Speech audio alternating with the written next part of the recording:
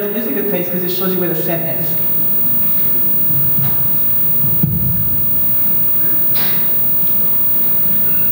So tonight, for dinner, all the speakers went to Olive Garden to get a bowl of pasta and talk about race in America.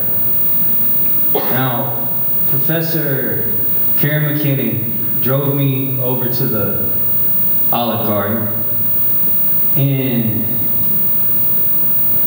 with permission from her to share this story, I would like to say what happened upon the entrance to the restaurant.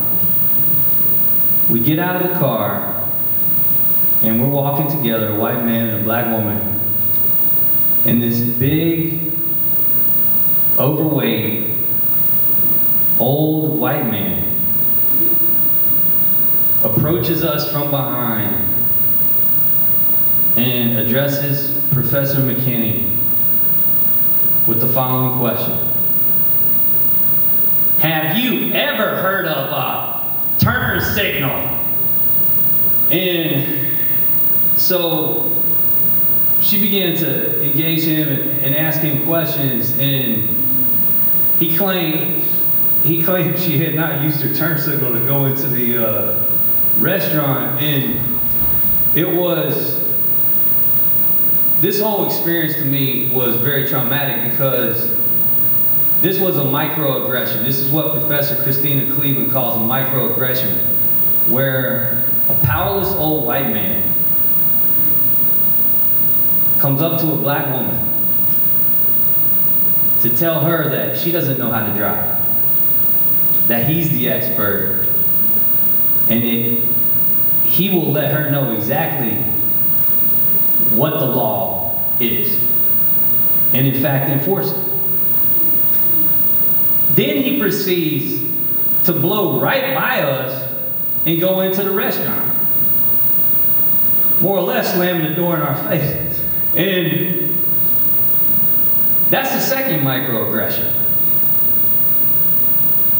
And part of what we have to do is acknowledge that racism is happening around us all the time.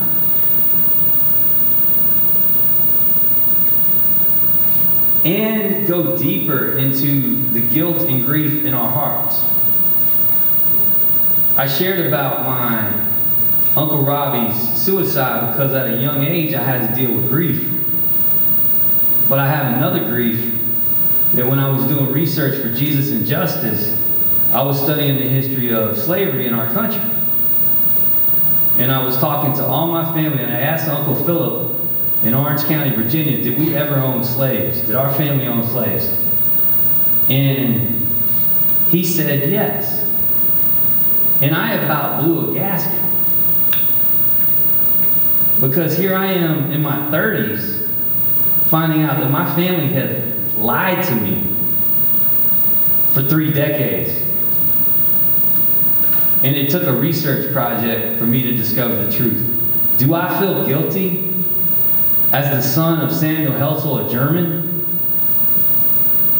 with the guilt of killing Germans, killing over 6 million Jews? Do I feel guilty as the son of Anne Fraser Herzl, a Scot, when Scots were some of the strongest leaders in the white identity groups? When I got an invitation to come to Bethel and speak on white identity, I recoiled because in the South, if we talk about white identity, we think about the KKK and the White Citizen Council and the first African American family that moved into my all-white neighborhood, Belmead. My childhood friend, Johnny Miller, burnt a cross in the Carey's front yard. And while his father, Charles Miller, marched him over to apologize, you can't apologize. That's not gonna, to say I'm sorry for racism. My family didn't own slaves, or in my case, my family did own slaves. Oh, I'm so sorry.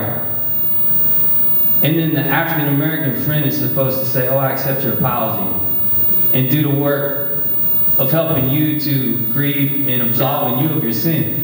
We've got a lot of work to do, but what I'm saying is also at this psychodynamic level, of how we as whites internalize superiority and how people of color internalize inferiority.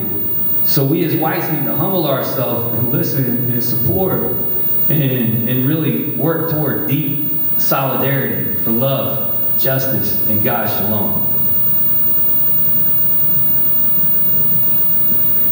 So this question is interesting. How do I deal with things like white guilt? So as an educator and a trainer and a coach, when I'm working with people who are white, a lot of times they're dealing with their white guilt.